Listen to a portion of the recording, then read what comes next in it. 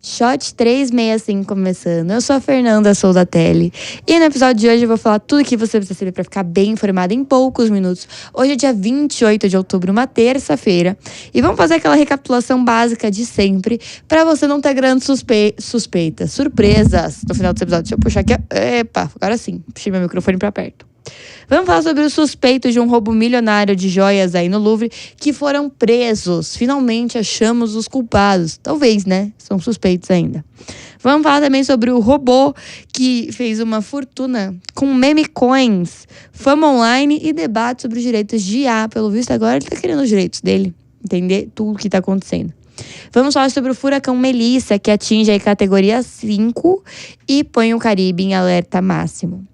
Depois temos o tribunal colombiano que anulou aí a condenação.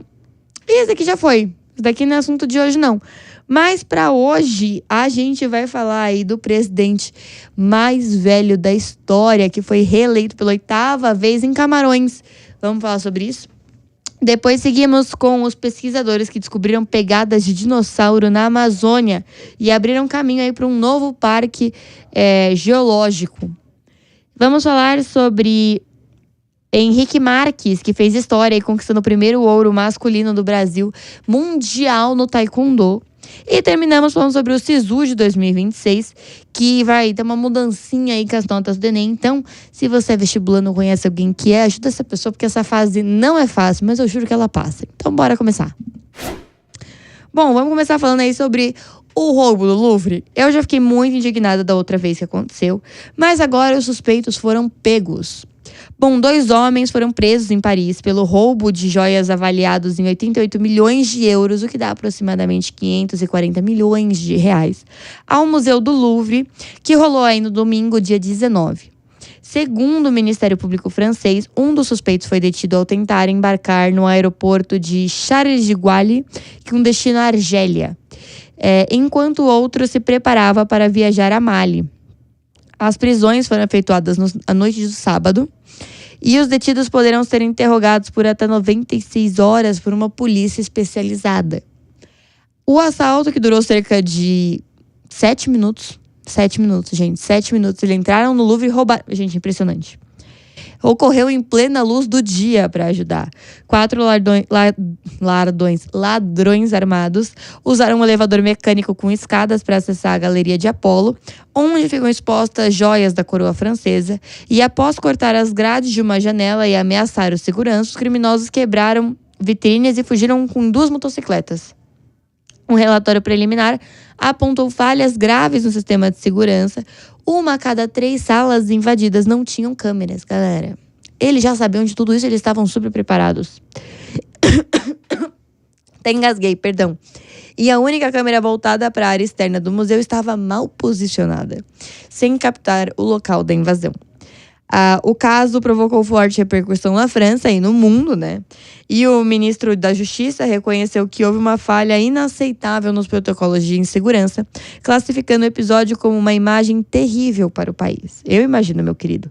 Após o crime, o Museu do Louvre reforçou suas medidas de segurança e transferiu parte das suas joias para o Banco da França, onde serão armazenadas em um cofre subterrâneo a 26 metros de profundidade. Especialistas alertam, contudo, que mesmo com as prisões é possível que as joias já tenham sido fragmentadas ou derretidas, tornando a recuperação praticamente impossível. Sem contar que a gente está falando de artefatos históricos, né? Qualquer dano a eles já acaba perdendo seu valor, infelizmente. Bom, vamos falar sobre IA. E a inteligência artificial é sempre um tema que é muito debatido, a galera fica um pouco com medo, eu diria. Mas se liga nessa história. Criada em 2024 pelo artista neozelandês Andrew Auri, que assim se fala, o Truth Terminal é um agente de IA performático que ganhou notoriedade ao interagir livremente nas redes, misturando humor escatológico, bonita essa palavra, né? Manifestos e personagens de internet. O bot impulsionou a criação de meme coins por terceiros, chegando a movimentar carteiras avaliadas em dezenas de milhares de dólares. E chegou a inspirar um token que alcançou $1 bilhão em valor de mercado no pico. A visibilidade trouxe apoio de investidores, como a doação de uma Bitcoin de $50 mil por Mark Anderson, mas também riscos, incluindo hackeamento de contas ligadas ao projeto. A Ray afirma que a autonomia operacional limitada de um robô, mas mantém a curadoria humana sobre a publicação para evitar abusos. Em paralelo, outra criação do Truth Collective para custodiar, outra palavra bonita que estamos usando aqui, ativos e propriedades intelectuais, até que elas possam ter sua personalidade jurídica, segundo ele. O projeto alimenta uma discussão sobre segurança e aceleracionismo com as inteligências. Os críticos veem o espetáculo de manipulação de mercado e potencial para golpes. Defensores tratam o experimento como um laboratório cultural para expor agentes autônomos e mover atenção a dinheiros e narrativas online. Bom, falando aí do furacão Melissa, que chegou na categoria 5 no Caribe e com os ventos que chegam a 260 km por hora. Ele começou e pode afetar a Jamaica ainda na segunda-feira passada, né? As autoridades ordenam a evacuação de Kingston e outras áreas com alertas de ventos destrutivos, enchentes catastróficas,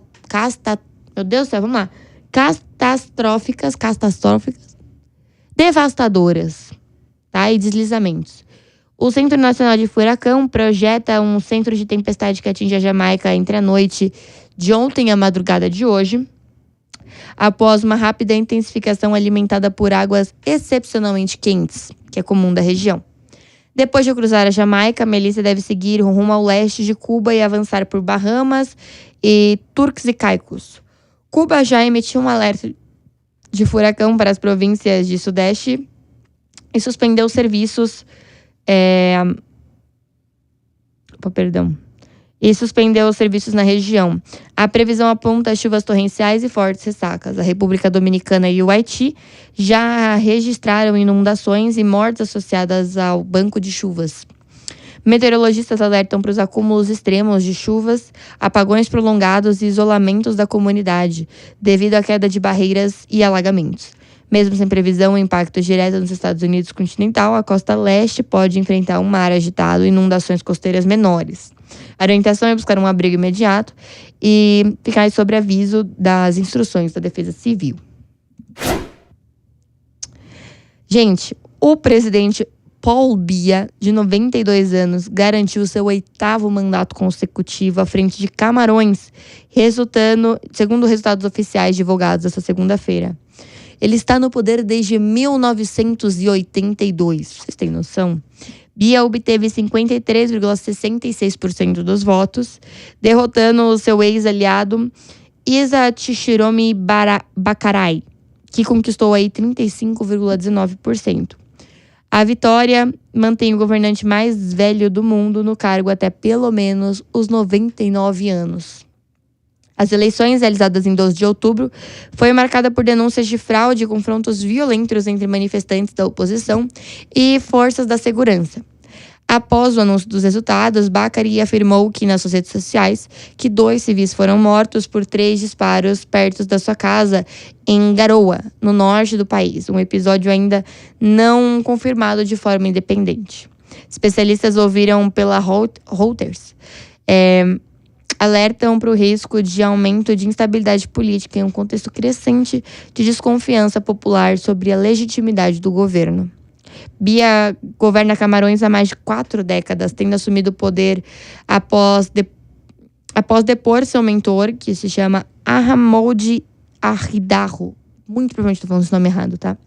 E posteriormente aboliu o limite dos mandatos presidenciais sobre o comando. O país enfrenta acusações de corrupção, repressão e manipulação eleitoral, além de uma prolongada crise separatista nas regiões de língua inglesa. Mas é isso, né? Tá aí o presidente mais velho do mundo. Bom, acharam uma pegada de dinossauro na Amazônia. Me choca. Ela ainda tá lá, né? Depois mais de tanto tempo. Pensa num bichinho pesado para ter deixado essa marca. Pesquisadores da Universidade Federal de Roraima confirmaram uma descoberta de uma pegada de um dinossauro na Amazônia brasileira e um achado inédito e comprova a presença desses animais na região há mais de 110 milhões de anos, para vocês terem ideia de quanto tempo faz. Bom, as marcas fossilizadas em rochas, né, foram identificadas no município de Bonfim, próximo à fronteira com a Guiana. O estudo conduzido ao longo de 14 anos indica que essa área foi habitada por pelo menos 6 gêneros de dinossauros, incluindo grandes espécies herbívoras e carnívoras.